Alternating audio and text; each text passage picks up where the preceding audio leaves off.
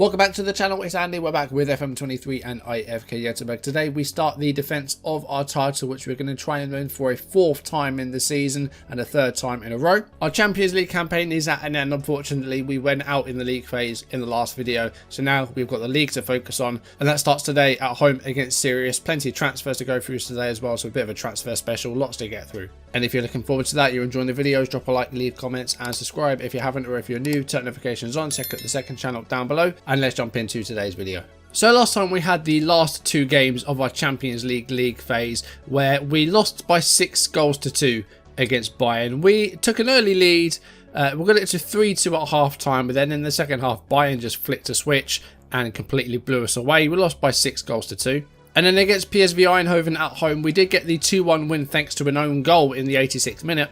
But unfortunately, it was not quite enough for us to get through to the knockout playoff round. We were level on points with Shakhtar and Benfica, but a goal difference of -8 meant that we just missed out and we go out of Europe for the season, and we won't be in the Champions League now till next summer. Malmö made it to the last 16 of the Europa League, but they unfortunately lost to Eintracht Frankfurt, so Malmö out of the Europa League. But Hammarby is still in the Conference League and in the quarterfinals. They're against Astana of Kazakhstan. You've got to fancy them for that tie. So in the past 2 seasons, we've had a finalist in the Conference League in Malmö and a semi-finalist in ourselves. Hammarby could be yet another Swedish European semi-finalist. Maybe they can go all the way and win one for Sweden. We'll have to wait and see. Just to show you what the coefficient chart looks like at the moment, we are in 9th place, sitting on 10 points currently. As it stands, we will be overtaking Belgium and going into 8th place, but still some Belgian sides left in Europe. It looks like we're going to overtake them, but then there's a big jump to Portugal and the Netherlands to get top 7. That's going to take a while.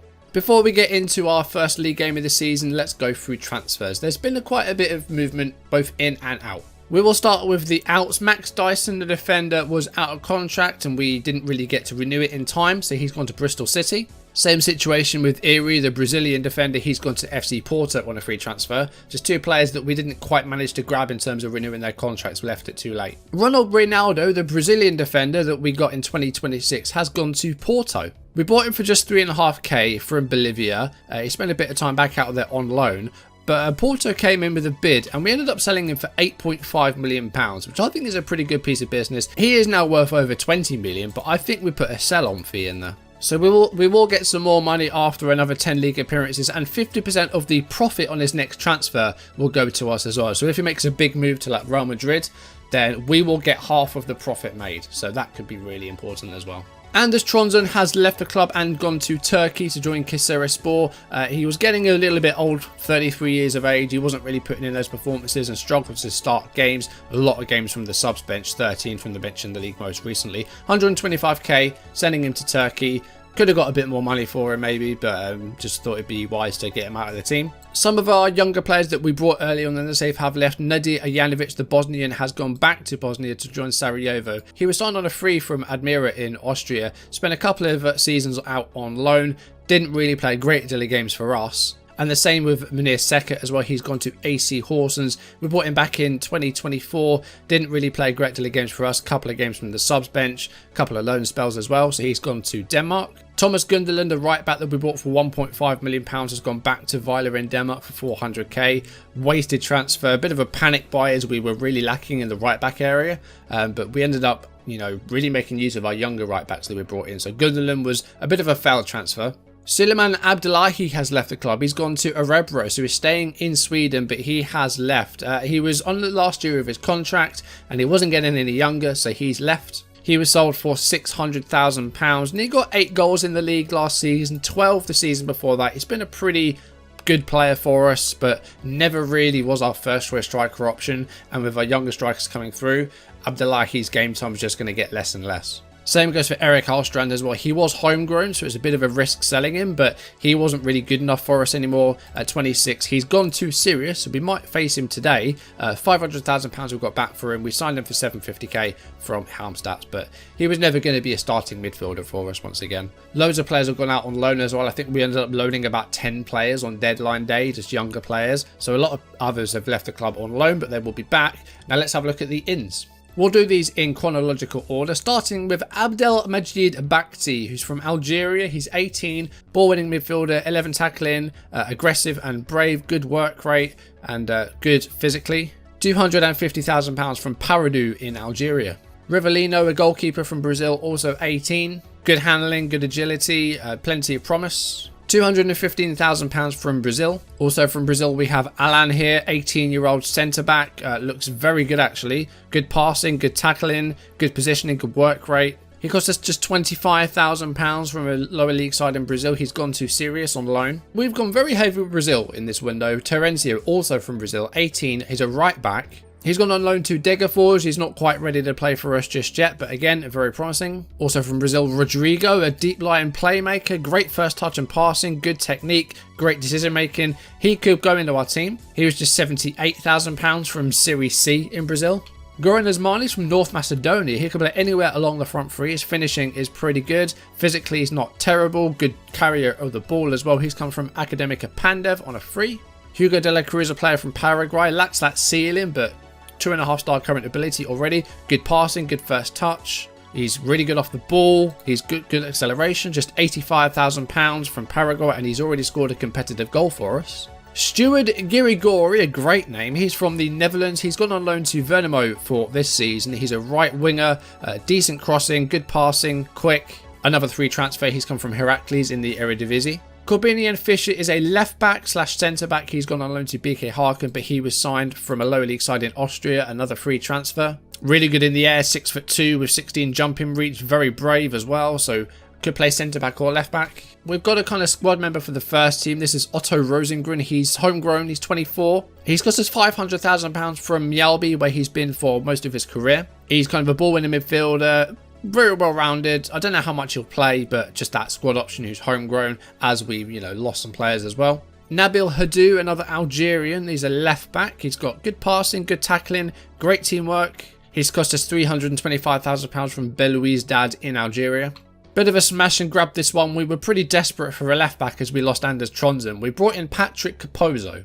He's been playing in Ghana for a team called Great Olympics, but he's played in Moldova, but he did actually come through at Sweden. He came through at Inter Allies, but spent some time at AIK and Östersunds, so he's actually homegrown. He's not especially good, but it was a bit of a smash and grab, this one.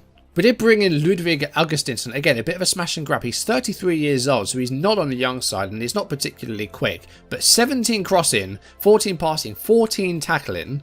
Composure's good, decision making's good, anticipation's good. He's got the mentals really dragged me towards him. He's not as good physically anymore, but I do like the look of him. It is £1.6 million, so it is a lot of money, and he's on 15k a week. But looking at the kind of player we've got here, okay, he's not very mobile, but he's really good technically and he's really good mentally. Alexander Trajkevski, another North Macedonian from Macedonia GJP. He is a left-sided winger. He's fairly quick, got good acceleration, flair's good. It is a free transfer though, so not a lot of risk involved in that deal. Felipe La Rosa's come in. He's from Argentina. Another free transfer, has gone on loan to Usters for the season. Good first touch, not too bad technically. Good vision, good agility, so kind of an advanced playmaker, I guess he'd play if he played for us, but he's got a little bit of work to do. And lastly, for now, Byron Gainskovski has come from Colo Colo. He was an A+ recommendation from our scouts. He's a wing back for the right hand side, can play a bit further forward as well. Technically, got a bit of work to do. Physically, he looks pretty good. He's got good decision making. It's a lot of money. It's £1.9 million, which is the most we spent on the player so far. But he's got loads of room to grow. He's got 5-star potential, so he could be a really good player going forward. Could play as a right winger if we push him up a bit, or stay as a wing back. We'll wait and see. But that's all the signings we've made so far. There is a player though, 18 years old, that I desperately want. He's one of the best young strikers I think I've seen on FM for a long time. That's all the transfers out the way. We have played some competitive games off camera though. We played our cup games and we won every single one. We're through to another final. In the group, we drew Helsingborgs, Örebro and Örebro Syrianska of the third tier. We won by 3-0, 4-0 and 4-0 respectively. Hagen, Metzier and Olivieri scored. Metzier got a couple more and Melvin Berg got a goal. And then against Syrianska, Hugo de la Cruz got his first goal for the club on his debut. Leslie Peters also scored. And then in the quarterfinals, we defeated Sirius by 2-0. Nissen and Diagno got the goals there. And then we beat Malmö in the cup, which is something I think we haven't done since, I don't know, the first season. It was a 2-0 win with 2 late goals, Olivieri, and then Mario Finsterer on his debut got the second goal. He's a player that's kind of making his way into the first team squad, played in some friendlies, and yeah, I think we'll try and get in some games this season because he's a fringe player. He's expecting to play some games, and I think he's good enough to do that. So we will have another Swedish Cup final coming up. That's against IFK. That will be at the end of May. But for now, let's jump into the serious game. I think we've done enough talking for today. Let's play a match. We've had a few injury problems. Kevin Tapia did play in all the cup games, but then suffered an injury, but he's available for the bench today. Malay Diagna is also injured, out for up to 4 weeks with a calf strain. Peñalosa is also out with a knee injury. We're still able to go for more or less our strongest team, though. Berg and Andrejk are playing out wide. We've got some younger players on as well. If we're in a good position, we're able to give them some minutes, like Eric Andre, Leslie Peters, Gahara as well, a younger player that might feature. We'll have to wait and see. Well, it's 1-0 after just a minute. Mathieu set up Olivieri, and it's taken less than 70 seconds for us to score. Augustinsson sent it to Mathieu, and it was a very simple pass from the South African, who signed 2 new contracts, by the way. Olivieri finishes. It's 1-0. We'll show you the new deals at the end of the video because, yeah, we managed to do some really good business. I'll talk you through it now, actually. Mathieu signed a new deal that had a release clause in it. I think £2.1 million or something like that. And as soon as we were able to, we signed him on another deal, which managed to get rid of the release clause, get him on a 5-year contract with an option to extend for another 2 as well. So we've done some really good business there. And the goalkeeper's had a nightmare there. It's 2-0 with just 10 minutes played. Olivieri scored again. Dahlberg's also signed a new contract as we've kept him happy. Tapia, though, I think I'm resigned to losing because I don't think we're going to be able to win him around. He said he's leaving on a free transfer, and I don't think we can change that. So Tapia, I think we'll have to let go in the next transfer window. Oh, Mathieu's got a chance to make it 3-0 here, and he does. The defence were fast asleep, and it's 3-0 with 20 minutes on the clock. It was a long ball from Sourdough that got the goal set up, and I thought Olivieri was going to go for it. The defenders were nowhere near it. Mathieu was onside and won the ball with ease. The goalkeeper didn't come for it. We're swiping these guys aside. Augustinsson with the corner kick, and it's Zagala at the far post. It's off the bar, though. Ball in by Augustinsson. Zagala's at the far post again. He can't get those headers on target. He just can't do it. Okay, a good first half from us. A 3-goal lead, facing just 1 shot on target. Dahlberg's not had a great deal to do in goal, so we'll try and keep it going. Of course, last season we almost got the unbeaten season. We just lost the penultimate game to newly promoted Landskrona, who are still in the league this year. They did stay up, so we'll see if we can maybe do that again this season. I don't think we're going to get another chance to go unbeaten the whole season, though, but we'll have to wait and see. We're keeping the ball like easily here. Berg's got the ball. Is he going to set someone up? No, he's going to go for it himself, and he's put it into the hands of the keeper, but Berg went to go all the way by himself there. Okay, we're coming up to an hour in the game. We are well on top. We're 3-0 up, so let's make some changes. Let's bring some younger players on. So it's going to be Berg coming off for Eric Andre. Nissen is going to come off for Rosengren. We'll give him some minutes, and Andrejk is going to come off. And we're going to give Gahara his debut. He can play on the left or the right-hand side as an inverted winger. Is he either-footed, or is he good on either feet? He is either-footed, so that's good. We'll keep him on the left as that inverted winger and see if we can get something from these younger players. Youssef with the ball out wide here now. Sirius with their first real spell on the ball here. The cross is good. It's brought back. It's a header. And that's the biggest chance they've had in the game so far. I'm going to make a change and bring off Hagen and bring on Leslie Peters for 20 minutes. And we've got one more sub we can make, which will probably be a defensive one with Zagala or Sourdough coming off. But it's been a dominant performance here. We did all the work in the first half, didn't we? We've got less than 15 minutes to go. We're still 3-0 up. Sourdough with the throw to Gahara. Sourdough again, looking for Mathieu, but it's well cleared by De Grassa. Here comes Kevin L. I don't know what the L stands for. Loser? I don't know. Here's Brat back. And here's Tanko. And it's a header. And it's just off target. But Sirius getting a couple of chances in the second half. That is full time. It stays 3-0. Again, we did all the heavy lifting in the first half. Sirius only had a couple of shots on target. We defended well. We kept them at range. So, yeah, dominant performance. And, yeah, a good win. Hopefully the first of 30 matches without defeat this season, but we'll wait and see. Elfsborg put 6 past Braga. Djurgården's also scored 4, some big scores on this first day. We also had club elections in the off-season where we got ourselves a new chairperson. They want to build a new stadium for the club. They've come to us with the plans to build a new stadium. They don't know when it will be done by. They don't know how many fans it's going to fill. They don't know how much it's going to cost. We just know we're going to get a new stadium soon. I do wonder if the media think we're going to retain the title this season. Let's look at the season preview. They don't. They still fancy Malmö to win it, and they're odds-on favourites. But after 2 straight title wins, hopefully we can get a third. We do have the Swedish Cup final at the end of May against IFK, but I don't think I'll be able to get all these games done before the next video. So it might be that we do 5 off camera, we do Your Gardens in the next video, and then we do 5 off camera, and we do the cup final after that. Because I don't think I'm going to be able to do 11 games off camera before the next video is due out. And I'm trying to get ahead. I'm on annual leave from work this week, so I have managed to get all my videos recorded and edited for the week just gone. And it's the end of Tuesday. So I'm using this time to really try and get ahead on my videos and give myself a bit of breathing space. And also allow me the time to actually make some other Football Manager videos that aren't Goteborg, because I do want to do that as well. Next episode, we'll do Your Gardens at home. We'll try and get off to a good start in the league, but with Bromma, Halmstads, Kalmar, Östers and Malmö off camera, hopefully we can keep our streak up,